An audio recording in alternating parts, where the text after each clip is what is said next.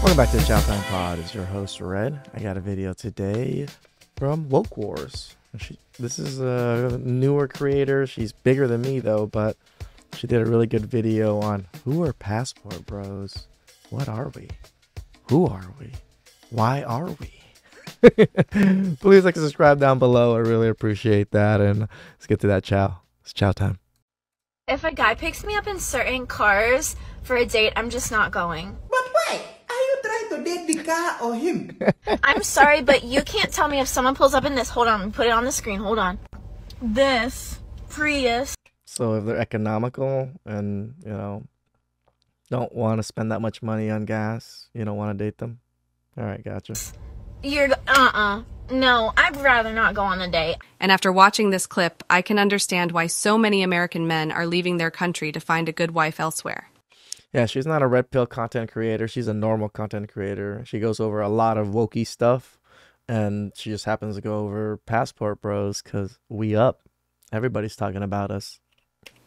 At this point, your chances of finding a traditional woman in the United States are close to zero. This is how I went down the rabbit hole that is passport bros. If you don't know what I'm talking about, basically it's a movement of Western men going to places like Brazil, Thailand, or Eastern Europe to find a woman they can marry without worrying about her loving their wallet more than them. And that sounds like a really smart Yeah, that was a pretty solid definition from her. I like that. thing if you ask me. But I wouldn't be making this video if it was all that simple.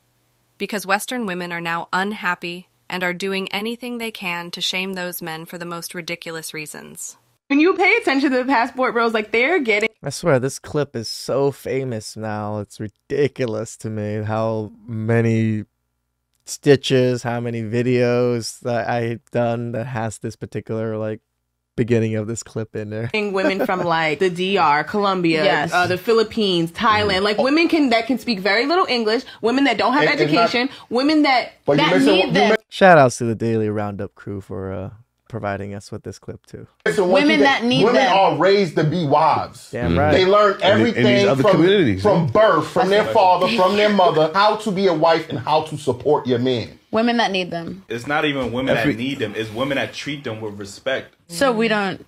Y'all know y'all don't. Yeah. Couldn't even finish the fucking sentence. That's not true.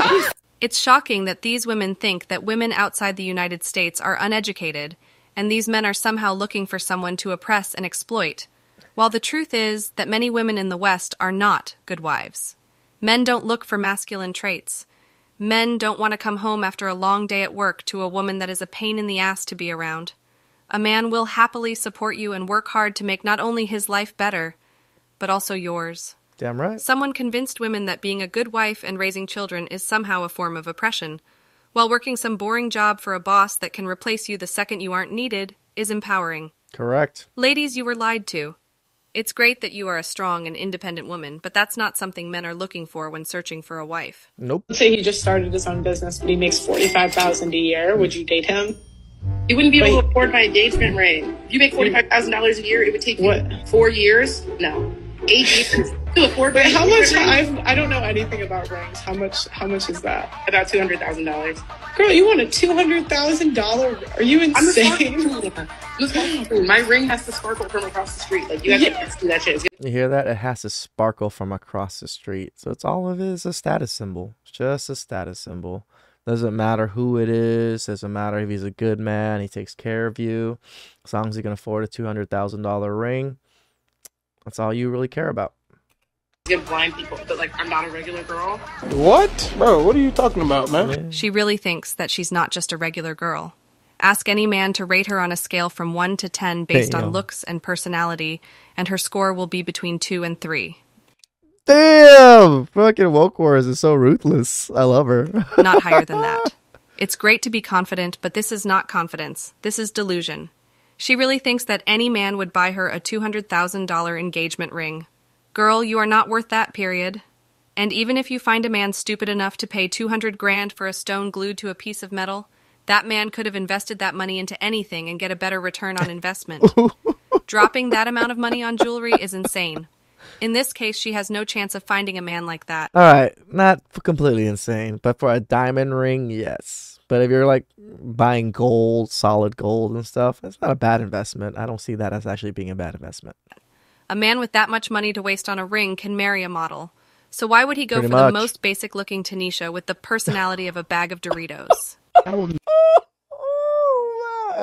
man. Ruthless. Never date American women ever again. I've traveled to South America. I've been to Colombia. Now I'm in Brazil. First of all, I think we can agree that this is an above average looking man. Maybe not a 10 out of 10, maybe not even an 8, but above 6 for sure. When men like him have to leave the country because all the women they can find are going for the top 0.001%, who have yachts and millions of dollars in their bank. You know that the average and below average men are struggling. I've noticed that the women here... Yeah, I would say he's almost an 8. He's a pretty solid looking guy. Nice jawline, good hair, trimmed beard, like blue colored eyes. I think most women are really into the blue colored eyes. Are a lot more traditional than United States. Let me tell you, I've lived in Miami for over 2 years, and it's very flashy there. A lot of the women believe in this independent, I don't need no man mentality. And I know a lot of other places in the United States have that same reputation where women want to behave like men and men want to behave like women. There's just this dissonance that gets created whenever genders become polarized. If you travel to countries like Brazil and Colombia, women over here are gonna behave like real women. Well, it's natural for them to behave like real women when that's all they know, right? Correct. Compare that to the bisexual, blue-haired, baby killer feminists. Ooh. And you know why? She's cooking. Men are packing their bags and leaving to quote-unquote third world countries. The people who are trying to shame the passport bros are going to lose, and here's why. They need a moral high ground to shame you from, right? So they frame it as in like, we are actually protecting these poor, uneducated women. Meanwhile, we all know they don't give a flying about any of these girls. They would never donate to any of the causes that help these countries. They don't even know the problems they face. They want to say we're exploiting them when there's more exploitation going on to make the iPhones they're messaging from than us taking a girl on a nice date in another shout outs to digital nomad country. What's great is women are actually starting to clap back from these countries, which is amazing because basically their argument infantizes them and calls them all too poor or uneducated to make decisions themselves as grown women. Everything he said makes perfect sense. Right. To me, it seems like the women that are complaining are actually jealous that actual men of high value would rather date a family-oriented Filipino woman than a high body count American woman. A lot of these women talking shit on the passport bros have never left the country. It's obvious because the Philippines is one of the countries with the highest levels of English-speaking people that I've ever been to. I met a Filipino... It's not just that. Like Vietnam, highest, like the lowest divorce rates. A lot of the Asian countries have very low divorce rates. Like someone on the comment section said, oh, why don't you guys date in South Korea? That is, their divorce rate is just as high as the U.S. Why don't you date Japan? There's a lot of us that go to Japan. They have free housing. Japanese women are very feminine, very beautiful, very nice. We know this. I've even been speaking to a Filipino woman that's been telling me like the food over there is so much cheaper and healthier over there. I'm gonna go visit next year as soon as I can get my goddamn documents in, And they also say, why don't we go to, what was the other country? China. Who wants to go to China? It's a communist, regime that controls everything and really monitors foreigners. Like, women, please think about some of these things before you comment on some of the videos that we do. Filipina here, and she's gonna explain more about it. Okay, so this doesn't go to every American woman out there. This is just for those who keeps on talking shit about us, okay? And it seems to me that a lot of American women are insecure about how we treat men better than you guys. And it's actually because we are raised to be good wives, and finding a good man is actually a prize for us. And if you're insecure about this, if you're threatened in some kind of way, I suggest you work on yourselves instead of talking shit about other people who doesn't even care about you guys, who doesn't even know you exist. And y'all kind of seem hard to please and naggy and insecure, and I think that is why men leaves you guys. It's a shame that this woman needs to explain herself. because the woke mob is trying to call her and other women like her uneducated and easily manipulated. I think it's kind of racist to think that people outside the US are uneducated and Western men are only taking advantage of that. What other options do men have at this point? They are told that they are not needed anymore. Nope.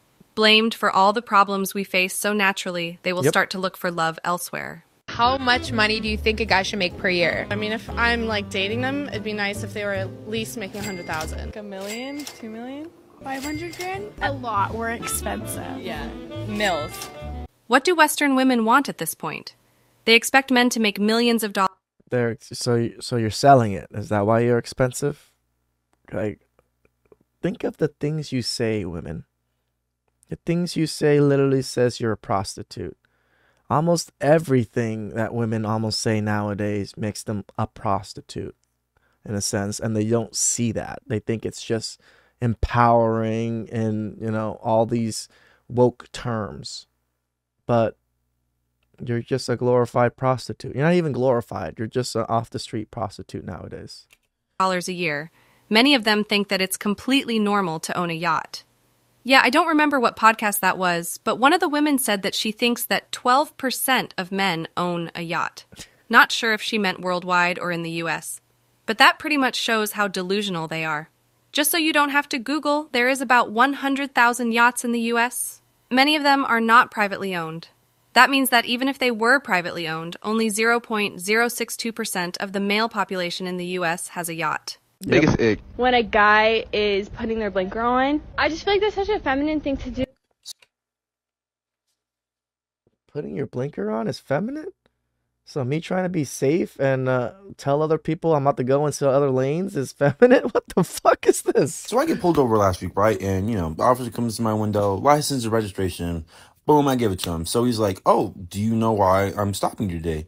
And I said, no, officer, I have no idea. Why would you be stopping me? I don't think I've done anything wrong. And he said, you failed to indicate when you were turning, and that could be a hazard.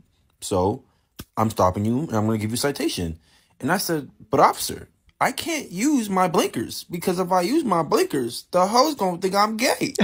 And the officer said, you know what? You right. And he just let me go. Whew, that was some hot chow, you know, she was cooking. Her commentary was hilarious.